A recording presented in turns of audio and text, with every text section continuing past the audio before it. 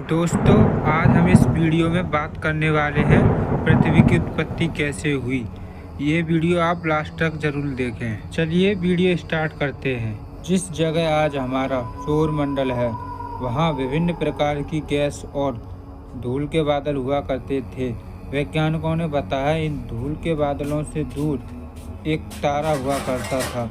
वक्त के साथ साथ उस तारे की ऊर्जा कम होने लगी, जिसके कारण उसके अंदर एक विशाल विस्फोट हुआ। विस्फोट की वजह से अंतरिक्ष की यह धूल एक दूसरे को दबाने लगी। इस दौरान बादलों में स्थित धूल के कण दबाव और गर्मी के कारण बड़े उल्कापिंड और पत्थरों में परिवर्तित हो चुके और इसी दबाव की वजह से इन बादलों में स्थित रेडियो एक्टिव पदार्थ ने ग्रेविटी का निर्माण किया। ग्रेविटी के कारण बीच में हाइड्रोजन और हीलियम इकट्ठा होने लगे। बीच के इस भयंकर दबाव के कारण एक विशाल विस्फोट हुआ और इस विस्फोट के कारण हमारे सूरज का जन्म हुआ।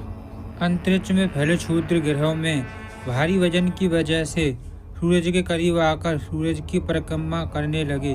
धीरे धीरे इन क्षुद्र ग्रहों में भारी टकराव हुआ, जिसके फलस्वरूप मरकरी, वीनस, अर्थ और मार्स जैसे ग्रहों का निर्माण हुआ। पृथ्वी पर ग्रेविटी होने के कारण सूरज की परिक्रमा करने वाले उल्कापिंड पृथ्वी की परिक्रमा करने लगे और धीरे धीरे करोड़ों सालों तक पृथ्वी पर गिरने लगे। उस वक्त पृथ्वी पर सिर्फ एक ही समुद्र हुआ करता था, वह था 1900 डिग्री सेल्सियस के तापमान पर उबलते हुए लावे का।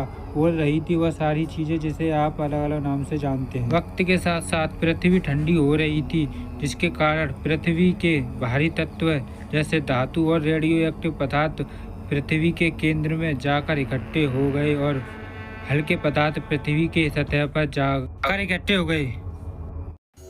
पृथ्वी की उत्पत्ति और उसके ऊपर जीवन का विकास एक विचित्र कहानी है। करोड़ों साल बीतने के बाद हमारे सौर मंडल की संरचना हुई। इसी तरह हमारी पृथ्वी का निर्माण हुआ।